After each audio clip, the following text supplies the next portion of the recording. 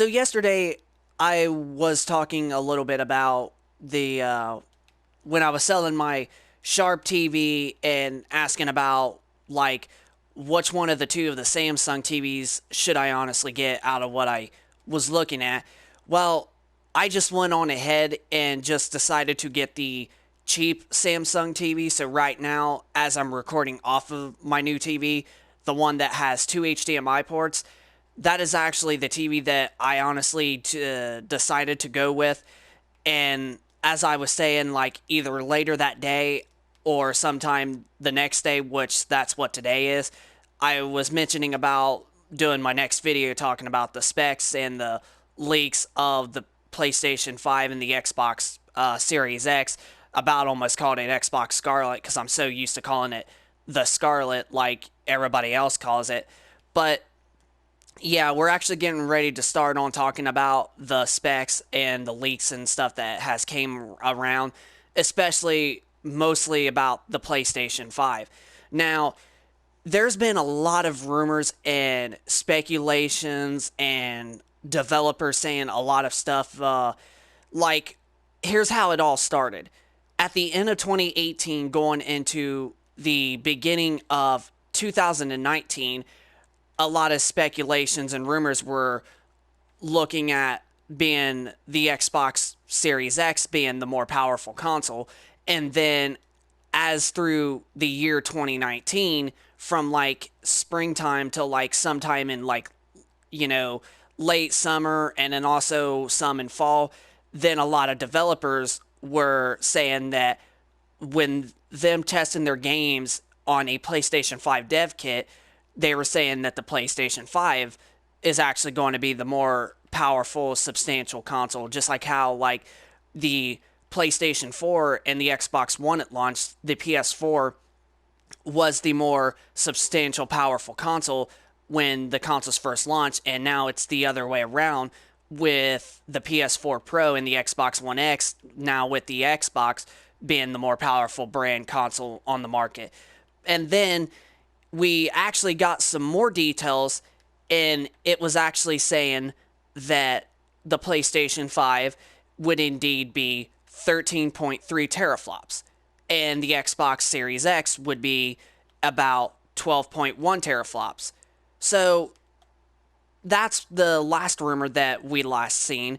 And now with the current rumor and leaks that have been coming out the last few days, now it's pointing out that the Xbox Project Scarlet Series X, like I said, I'm used to calling it the Scarlet like everybody has always called it and they consider it to be. But the Xbox Series X is still saying that it's 12 teraflops of computing power. And now with the PlayStation 5, now the PlayStation 5, this new leak and rumor is saying that the PlayStation 5 is going to be 9.2 teraflops. So I kind of honestly do not honestly believe that at all, but who knows? It could possibly be true, but this leak came out back in June of this year. So who knows? It could have been how the system was with that time frame, considering that it would be a year and a half before we get we fully get the consoles coming out. They're supposed to launch in sometime of November of next year, and I think the latest is December, and the earliest is going to be probably late October, but most likely the next generation consoles are most likely going to release right beside each other on like the month of November. So most likely they're going to be released in middle to like late November, most likely. Now, there was another rumor and speculation that was pointing out that the PlayStation 5 would indeed release on the 4th of December of next year, which that would be the like 26th anniversary of the PlayStation brand in general, because if you think back, the PlayStation 1 was originally released on that day back in 1994. So 1994 to, 2020, would make it up to being 26 years of the PlayStation being out on the market. But then a lot of leaks and even gamers that are big PlayStation fans are pointing out, saying that there's no way in the world that they're going to wait that long and they're going to let Microsoft, have the console leader again, especially like what happened with the 360 and the PS3. The Xbox 360 originally came out on November 22nd. I almost said 25th, but November 22nd of 2005. And then the PlayStation 3 was released, I think, in Japan in April of 2006, and then it got released in North America on later that year in the holiday of 2006. So that was a year that Microsoft had a head start on with the Xbox 360, and still, even with the PS3 coming out late, the Xbox 360 they still had the king leader. They were still the leader of the 7th generation. Now, Sony did manage to catch up with the PS3, but and through the life cycle of the PS3 and Xbox 360, the 360 was the complete winner of the 7th generation between those two consoles. Now, the Nintendo Wii was the number one winner of the 7th generation. It sold more consoles than the PlayStation 3 and Xbox 360, with rounding around of 102 million units. And the PlayStation 4 has just recently surpassed that in sales just about a few weeks ago. Because now the PS4, I think, has managed to sell somewhere around 105 to like 107 million units total right now. It may be 108, I honestly think. But yeah, the PlayStation 4 has managed to outsell the PlayStation 1, definitely the PlayStation 3 and the Xbox 360 like a while back. You also got it's also managed to outsell the Nintendo Wii and, like I mentioned, the PS1.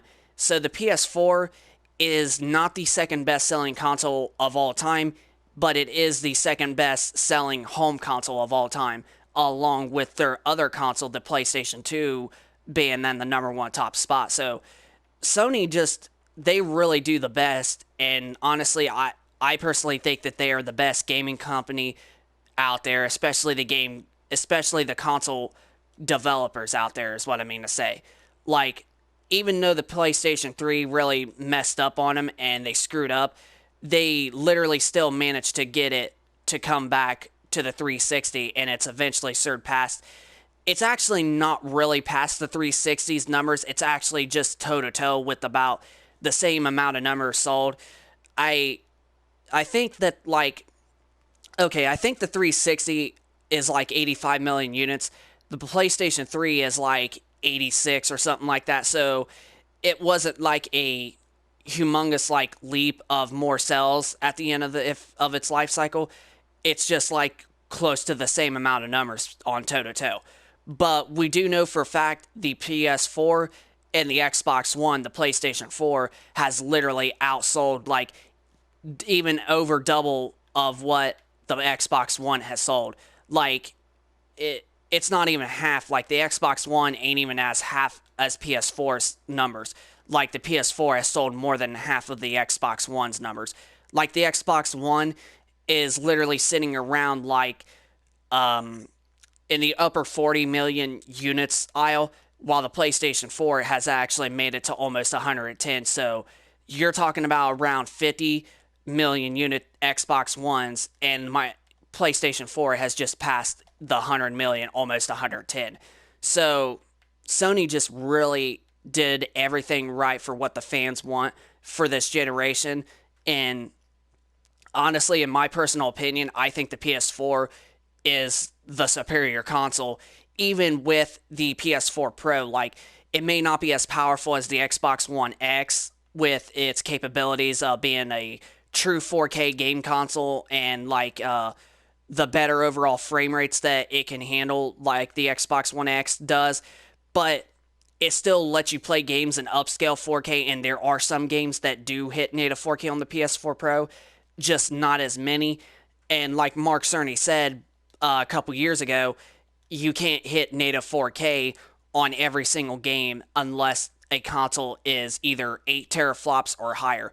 So even with the PS5 being a 9.2 teraflops, it's still going to be very, very powerful. I mean, yes, it ain't going to be as powerful as the Xbox Series X with it being 12 teraflops, but we don't 100% know if that's the really truth. But if it is, the PS5 is still going to be a really powerful console. I mean, especially if you're going to compare it from the PS4 Pro or even the baseline PS4, yeah, it's definitely going to be twice, 2 to 3 times more of the power than what the PS4 is, and especially the PS4 Pro.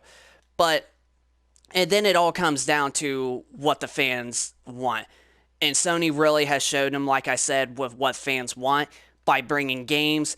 And this is a question that a lot of gamers have. Not all the gamers agree on the same thing. There are some out there that will choose the power over the games, but most of the loyal gamers out there, that are especially console owners, they will definitely pick what the best place is that has the best games for. And I can already assure you right now, Sony is right there. Sony's got your guys' backs, like, for real. Like, is it the power that the gamers want?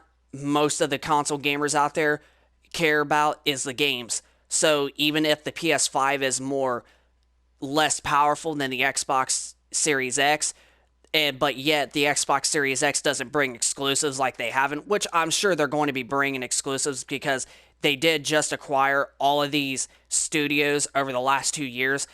But if PlayStation continues bringing like franchises like a sequel to like Horizon Zero Dawn 2, which we've heard that is being rumored that it's in the works for next gen, and a God of War 4 or a God of War sequel or whatever. There's also that we've been hearing, and Spider-Man a sequel. We've been hearing about that.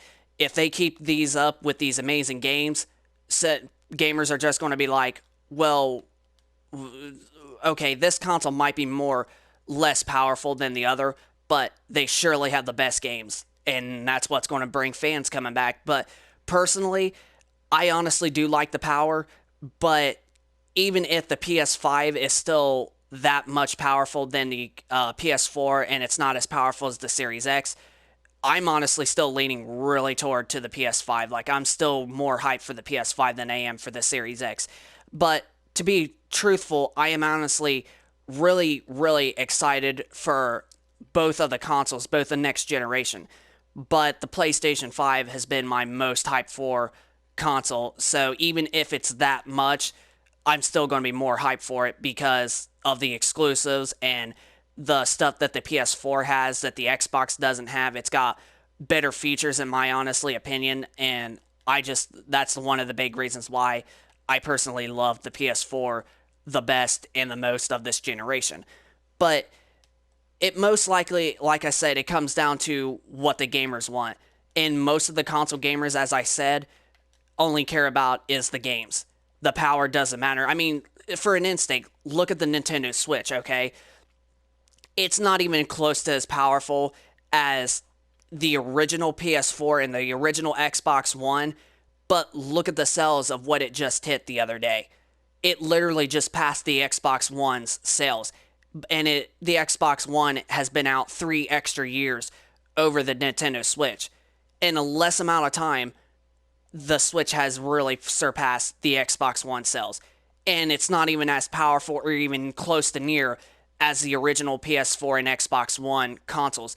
Like, yeah, and you know the reason why it sold that many, right, and it surpassed Xbox One is because of the exclusives. You got the Legend of Zelda Breath of the Wild, and I think there's a sequel, or it might have already released, but there's like a Breath of the Wild 2, and then you got the Super Mario Brothers Deluxe from the Wii U that got ported over to the Nintendo Switch, and then you got Super Mario Odyssey, which is a big hit, and Mario's like the best-selling Nintendo exclusive alongside with The Legend of Zelda, and people wanted to take their games on to go, and especially bringing all these third-party games like The Witcher 3 and Doom and all this stuff, and being able to play them on the go, and even especially Crash Bandicoot, the Insane Trilogy, a amazing classic that they brought back, as well as Spyro. Like, being able to play these games all on the go is another really selling point of why the Switch is being a huge successful for Nintendo. You know, the Nintendo Wii U might have been the worst selling console of all time. It technically is the number one, worst selling console of all time, but it was a pretty smart move for Nintendo to do that, because if they didn't make a handheld system alongside plugging it into the TV as the Wii U did, the Nintendo Switch probably wouldn't even happen. And because it's here, Nintendo is really making a lot of money and all this good stuff. Like, I'm happy to own my Switch. But yeah, the PlayStation 5 is coming out as a rumor, but like I said, just take this with a grain of salt. This is not 100% true. It's just a leak of a rumor that the PlayStation 5 might actually be 9.2 teraflops. But like I said, there is a rumor that was just a few weeks ago that was saying that the PlayStation 5 would honestly be 13.3 teraflops over 12.1 that the Series X is going to be. And honestly, I think that makes up a little bit more sense, but who knows? Microsoft hasn't come out and said the official details about the Series X of it being 12 teraflops. It's just what a lot of gamers are assuming that it's going to be, and I honestly think that it will be. So I personally think that this leak is kind of like not true, because like I said, this leak was back in this past June, and the PlayStation 5 is not coming out until next year in November. So like I said, that could have been what the PS5's power is for that time. And we got still a year and a half for Sony to improve up on it and to make it to what it is when it does launch. So, that's probably not going to be the official power of the PS5. But like I said, even if it is, in all that, I'm still going to be really getting the PS5. But even if it is, there's also some other leaks that are pointing out that it could make it to where the price point could be honestly cheaper than what Microsoft's going to have, again, especially with the Series X. Like, look at the PS4. $400 at launch over the Xbox One at $500. That was one of the biggest selling points of also another reason why the PS4 is really, really successful, is because of the price point. Everybody was able to afford it. It was $100 cheaper. So there is some rumors that it could be possibly true with the 9.2 teraflops, and that Sony might be trying to go back to that $400 price range because of how successful they were with the PS4, which is honestly really, really true. I mean, look how successful that the PS4 has sold with that price. That is one of the huge reasons why it sold. So if people are going to see it, is the power more important, or is the games and a cheaper console?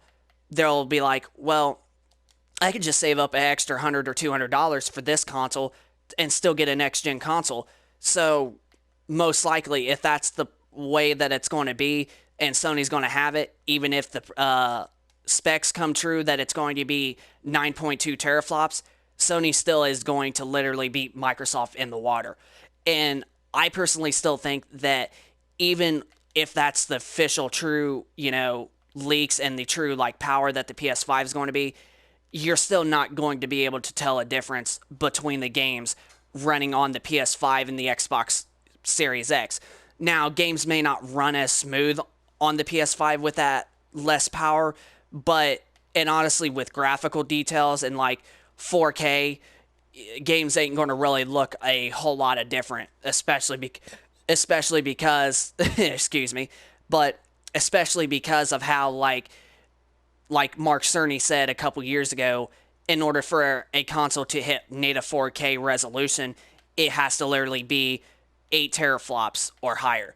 Now, the Xbox One X is able to hit 4K, but just not every single game can hit native 4K, and some games are not even hitting native 4K because of the performance. So in order to get it to stay at native 4K resolution and 60 frames per second, now they're both talking that both of the PS5 and the Xbox Series X are going to run at both 120 frames at the highest, which I would like to see how smooth that's going to play.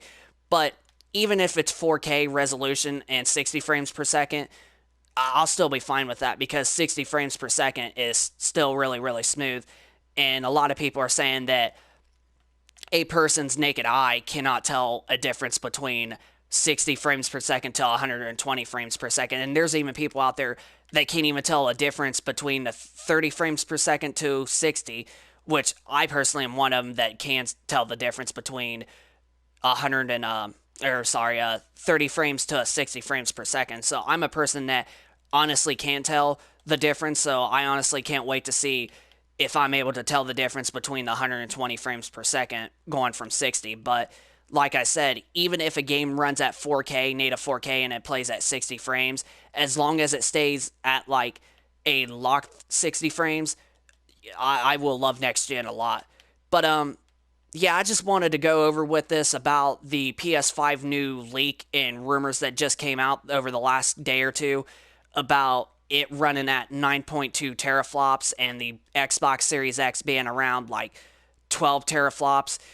Like I said, I personally still am more excited for the PS5, even if that's the official, the official specs of the PS5. But personally, like I said, with my thoughts and my opinion, I personally don't think that the PS5 is going to be like that because of, like I was saying, this post was back in this month, past June of 2019, and who knows, Sony might have some improvements while finishing up this last year and a half for the console before it releases. So that's just probably how the console was looking at that time. So with this extra year and a half, Sony can honestly put more power in it, which I'm sure they're going to, and it could come out to be in like 13.3 teraflops, as the other rumor was saying, or it could literally be like somewhere around 11.4 teraflops, connecting right close to the Microsoft Xbox Series X. And honestly, you wouldn't definitely at all tell a difference between the games. And that's what me and a lot of gamers are honestly thinking, is that they're not going to tell the difference between the PS5 and the Xbox Series X. You're not going to really tell a difference. So games are going to literally look very, very similar to each other. You won't tell a difference. But let me know what you guys' thoughts are down in the comment section down below. If you think that the PS5 is going to be a 9.2 teraflops, or if you think that is false information about it, and you think it's going to be more powerful than that in teraflops, or if you think that it's true, and even if it is less powerful than the Series X, you're still looking forward for getting it, and you're more hyped for it than like I was saying that how I am. So just give me your thoughts down in the comment section down below of your thoughts about the rumor specs of the PS5 being around 9.2 teraflops, or if you think it's not true, that it's going to be more powerful than that, like I honestly think, and what your hype is for it. Like, why are you really hyped up for the PS5? Are you worried? Are you hyped up for the graphics? Are you hyped up for the 4K resolution or the ray tracing, or how much faster that games are going to load on there with the solid state drives? So just give me your thoughts down in the comment section down below. Hit a like if you guys enjoy this video, and if you guys are new, subscribe if you can, so that way I can keep you guys up to date with more YouTube videos in the future and more gaming content. So just rate, comment, and subscribe if you guys are new, and we will catch you guys on the next video. So peace out. No, I can be responsible. It ain't my fault.